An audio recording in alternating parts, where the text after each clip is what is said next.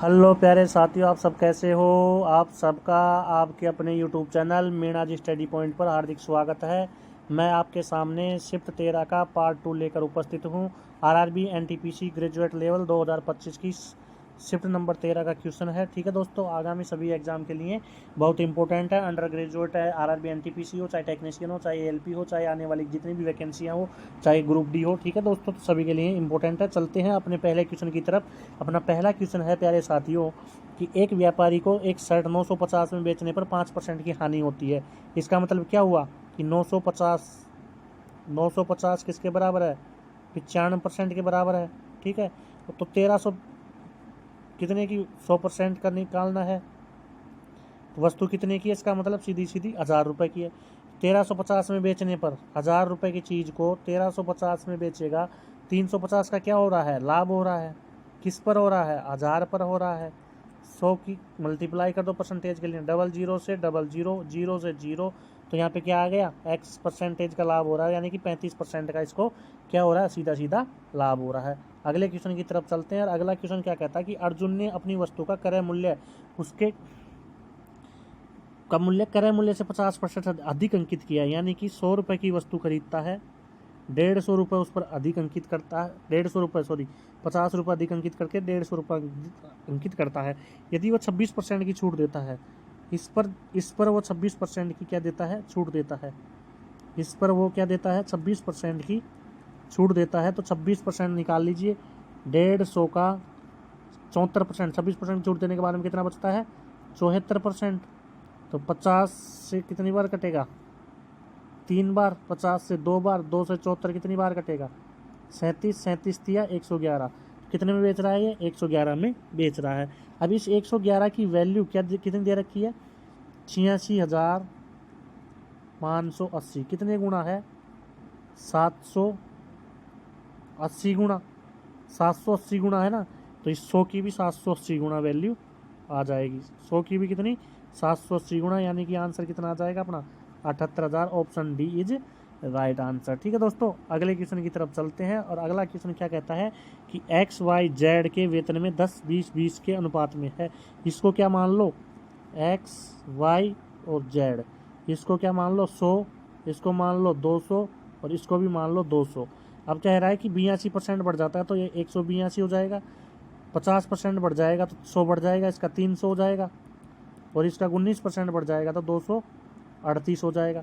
अब इसको 16 तो करना है, 91 रेशियो 150 रेशियो 119। ऑप्शन नंबर कौन सा, डी इज राइट आंसर। अगले क्वेश्चन की तरफ चलते हैं। सेक 5 माइनस टेन 5 का whole square into 1 plus sine 5 का square divide by cos square. तो देखिए सेक को क्या लिख सकते हैं, 1/cos 5। ठीक है, माइनस टेन को क्या लिख सकते हैं, साइन 5/cos 5 इसका होल स्क्वायर दिया गया है, और 1 प्लस साइन 5 का होल स्क्वायर इंटू 1/cos 5। ठीक, कोस स्क्वायर 5। अब इसको क्या लिख सकते हैं, यहाँ से क्या ले लो, कोस स्क्वायर आ जाएगा, और ऊपर आ जाएगा 1 माइनस साइन स्क्वायर 5। ठीक है ना, multiply 1 plus sine square 5 into 1/cos square 5। 1 minus sine square 5 और 1 minus sine square 5, 1 minus sine square 5 क्या हो जाएगा, cos square 5। Cos square 5 upon में क्या है, कोस स्क्वायर 5, और उधर क्या हो जाएगा, कोस 1 प्लस साइन स्क्वायर का मतलब क्या हो जाएगा, cos square 5 upon cos square 5। यानी कि सब क्या हो रहे हैं, कट रहे हैं, सब क्या हो रहे हैं, कट रहे हैं, सब क्या हो रहे हैं, कट रहे हैं। ठीक है ना दोस्तों, कट रहे हैं, क्योंकि ऊपर क्या जाएगा, cos 4 पाई, और नीचे भी क्या जाएगा, cos 4 पाई। cos 4 पाई तो कट रहे हैं, तो एक बचेगा। इसका आंसर ऑप्शन डी है। ठीक है दोस्तों, अगले क्वेश्चन की तरफ चलते हैं। अगला क्वेश्चन है कि पी क्यू आर किसी वृत्त का व्यास है। ये क्या है, एक वृत्त है। ठीक है, इसमें ये पी ओ और आर ये व्यास हो गया। ठीक है, अब पी क्यू, पी से कोई क्यू खींचिए और आर से कोई क्यू खींचिए, ये क्यू बिंदु है। ठीक है दोस्तों, और ये एक लंबाई इसमें। अब ये कह रहा है कि पी क्यू की लंबाई आर क्यू की लंबाई की आधी है। पी क्यू की लंबाई यदि x है, पी क्यू की लंबाई यदि x है तो आर क्यू की लंबाई 2x है, क्योंकि पी क्यू की लंबाई आर क्यू की लंबाई की आधी है। ठीक है, और ये पूरा दोनों को मिलाकर क्या, ये कोण कितने का बन रहा है, 180 का बन रहा है। तो एंगल पी ओ क्यू बराबर कितने का होगा, 180 का होगा। बट क्या है, ये 3x के बराबर है, क्योंकि 2 और 1 3x बराबर 180। x की वैल्यू कितनी आएगी, 60 डिग्री। यहाँ क्या पूछा है, P O Q, P O Q, P O Q, तो इसकी वैल्यू कितनी आ गई 60, और इसकी वैल्यू कितनी आएगी 120। तो इसकी वैल्यू क्या आएगी, ऑप्शन सी 60 डिग्री। ठीक है, अगले क्वेश्चन की तरफ चलते हैं। और अगला क्वेश्चन कहता है यदि द्विघात समीकरण 2x² माइनस 8x प्लस के बराबर 0 के मूल वास्तविक और बराबर है तो k² माइनस 5 का मान ज्ञात कीजिए। मूल वास्तविक और बराबर के लिए क्या होता है फॉर्मूला, b² माइनस 4ac बराबर बराबर 0, बराबर क्या होता है 0। ठीक है ना, तो यहाँ से क्या आ जाएगा, b का स्क्वायर 8 का स्क्वायर 64, 8 का स्क्वायर माइनस 4 इंटू 2 इंटू के बराबर 0, 64 ये बराबर चल जाएंगे 8 के की वैल्यू कितनी आ गई, यहाँ से के की वैल्यू भी कितनी आ गई, 8 आ गई ना। तो यहाँ से क्या रख दो, k² माइनस 5 की वैल्यू कितनी आ जाएगी, 64 माइनस 5 59 कितनी आ जाएगी 59। Option C is right answer. और अगले क्वेश्चन की तरफ चलते हैं। अगला क्वेश्चन क्या कहता है कि एक इसी कार्य को 18 दिनों में पूरा कर सकता है और 20 से 22 दिनों में पूरा कर सकता है। यदि वे पहले दिन 20 से शुरू करते हुए एकांतर दिनों पर कार्य करता है तो कार्य कितने दिन में पूरा हो जाएगा। ये 18 दिन में करता है, बी 22 दिन में करता है। एलसीएम कितना आ जाएगा, 9 इंटू 2 इंटू 11, इसका एलसीएम आ गया। 18 में करता है तो 11 की एफिशिएंसी से, 22 में करता है तो 9 की एफिशिएंसी से। ठीक है, ये ठीक है। अब एकांतर दिन में करते हैं तो 2 दिन का काम कितना हो जाएगा, 2 दिन में कितना काम कर रहे हैं, 20 काम कर रहे हैं, 2 दिन में 20 कर रहे हैं। ठीक है, 9 से क्या किया, मल्टीप्लाई किया, यानी कि 18 दिन में 180 काम कर देंगे। कितना काम कर देंगे, 180 काम कर देंगे। 19वें दिन में कितना काम करेंगे, 19वें दिन 9 काम करेंगे तो 189 हो जाएगा।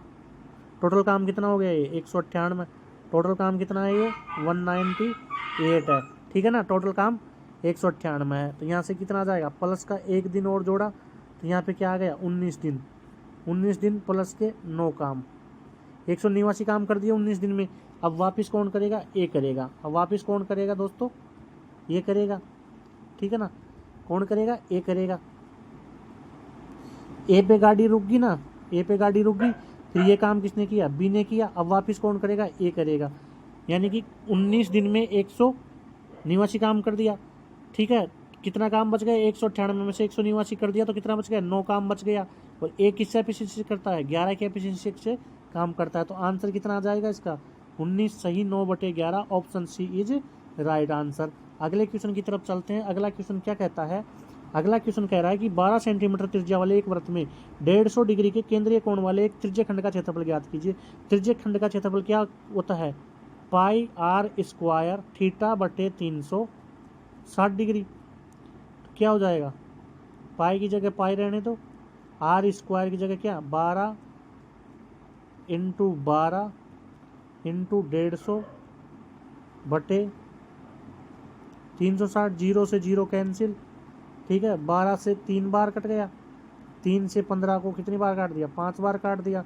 12 पंजे 60 पाई, 12 5 60 पाई। Option B is right answer. अगले क्वेश्चन की तरफ चलते हैं। और अगला क्वेश्चन क्या कहता है, अगला क्वेश्चन कहता है कि एक पाइप टैंक को 18 मिनट में भर सकता है जबकि दूसरा पाइप पूरी तरह से भरे टैंक को 19 मिनट में खाली कर सकता है। यदि वे दोनों पाइपों को खाली टैंक पर एक साथ संचालित किया जाए तो टैंक का 1/3 भाग भरने में कितना समय लगेगा। तो देखिए, एक क्या कर रहा है 18 मिनट में भर रहा है, दूसरा क्या कर रहा है 19 मिनट में खाली कर रहा है। ठीक है, एक भर रहा है एक खाली कर रहा है, दोनों का एलसीएम लिया 18 इंटू 19। ठीक है,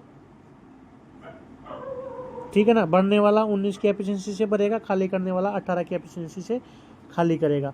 1/3 भाग, अब क्या हो रहा है, 19 भर रहा है, 18 खाली हो रहा था, 1 की स्पीड से भरा जा रहा है ना, तो 18 इंटू 19 ये क्या है, टोटल क्षमता है। ये क्या है, टोटल क्षमता है। इसका 1/3, इसका 1/3 कितना हो गया, 19 छक्की 114, 1 की स्पीड से भरा जाएगा, क्योंकि 18 तो खाली हो रहा है, 19 भर रहा है, 18 खाली हो रहा है, 1 ही तो भरा जा रहा है। तो 114 घंटे में इसको, 114 मिनटों में इसको पूरा मतलब 2/3 भाग क्या कर दिया जाएगा, 1/3 भाग इसका, 1/3 भाग किसका, टंकी का जो 1/3 भाग है, टंकी का जो क्या है 1/3 जो भाग है, टंकी का जो 1/3 भाग है ना,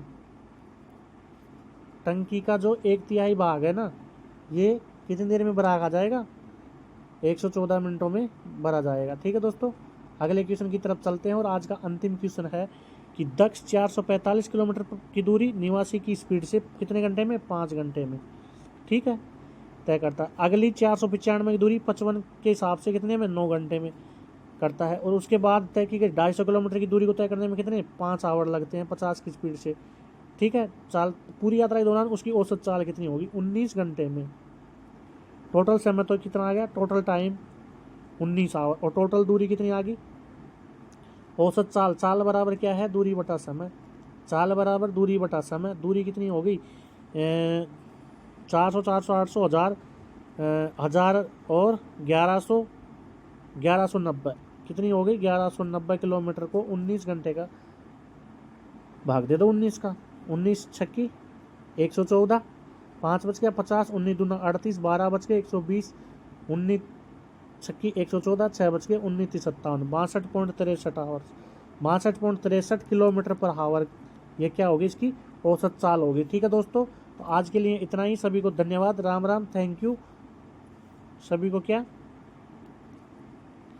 थैंक यू दोस्तों, ऑल द बेस्ट।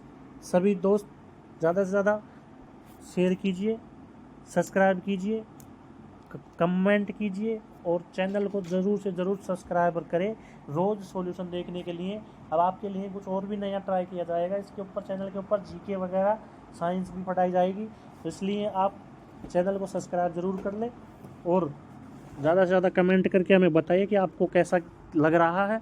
ठीक है दोस्तों, तो सभी को धन्यवाद, राम राम, थैंक यू।